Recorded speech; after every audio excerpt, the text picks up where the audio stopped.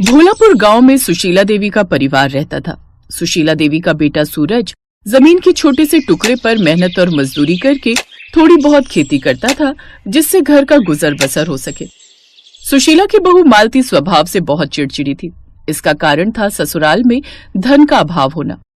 वो सोचती थी कि ससुराल में गरीबी की वजह से उसकी हर ख्वाहिश अधूरी रह जाती है। वो अक्सर अपने हालात को कोसती रहती थी। मेरी ही किस्मत फूटी हुई है जो इस गरीब घर की बहू बनी। क्या बुदबुदा रही है? खुलकर बोल, मैं भी तो सुनूं। तू फिर कौन सी नई बात पर झगड़े का विषय पड़ोस में से ढूंढ लाई है? अब तो झगड़े का कोई फायदा ही नहीं है।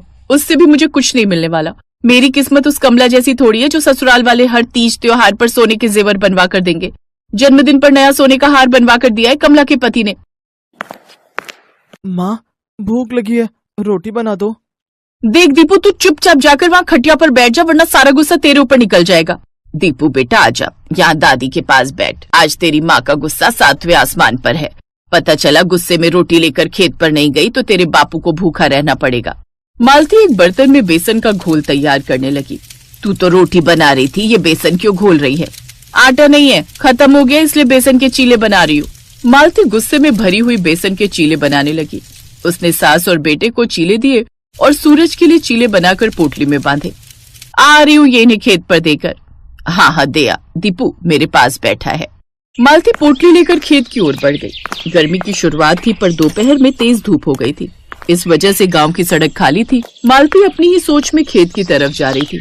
जैसे ही मालती एक पुराने पीपल के पेड़ के नीचे से गुजरी, अचानक उसके सामने एक विशाल जिन्न प्रकट हो गया। मालती एकदम से घबरा गई और कांपती आवाज में बोली, कौन हो तुम? मैं एक जिन्न हूँ और छुट्टियां बिताने के लिए इस पीपल के पेड़ पर रहने आया हूँ। मैं बहुत भूखा हूँ, जल्दी से मुझे कुछ खाने को दो, नहीं तो मैं तुम्हें यहाँ से जाने नहीं दूंगा। इस पोटली में जरूर कुछ खाने का है। हाँ, ये बेसन के चीले हैं, ये खा लो और मुझे जाने दो। बेसन के चीले? ये तो मैंने कभी नहीं खाए। दिखाओ ये खाने में कैसे लगते हैं। अगर मुझे स्वादिष्ट लगे तो मैं तुम्हें बदले में सोने का सिक्का दूंगा। सोने के सिक्के की बात सुनकर मालती की आंखों में चमक आ जाती है। जिन्न बहुत दिनों से भूखा था। उसने जल्दी जल्दी बेसन के चीले खाने शुरू किए।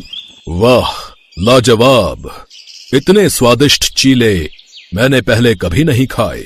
ये लो, तुमने मुझे खाना खिलाया, मेरी भूख मिटाई, इसलिए बदले में मैं तुम्हें ये सोने का सिक्का देता हूँ।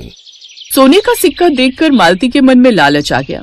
वो जिन्न से बोली, धन्यवाद जिन्न जी। वैसे अभी आप कितने और दिन इस पेड़ पर रहने वाले हो? क्योंकि अगर आप चाहो तो मैं दोबारा आपके लिए ऐसे स्वादिष्ट बेसन के चीले बनाकर ला सकती हूँ। अच्छा, मुझे दोबारा ऐसी स्वादिष्ट चीज खाने को मिल सकती है? अभी तो मैं कुछ दिन इस पेड़ पर रहूंगा। तुम जब जी करे मेरे लिए ऐसे ही स्वादिष्ट बेसन के चीले बनाकर ले आना। वो